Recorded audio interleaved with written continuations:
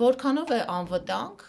Ադրբեջանի տարածքով Հայաստան մտնող ցորենը։ Նույնիսկ քամին, որ անցնում է այդ տարածքով, գալիս է Հայաստան, ես դրա մեջ վտանգ եմ տեսնում։ Հայաստանը որտեղ է իրացնելու իր գյուղմթերքը։ Իմ համար արյունոտ ցորենը։ Գյուղացիները բերքը իրացնել չկարողանալու պատճառով պարզապես ցուցադրաբար հանում եւ ոչնչացնում են բերքը։ Այսօրվա դրությամբ Հայաստանի Հանրապետությունը կադրերի հարցում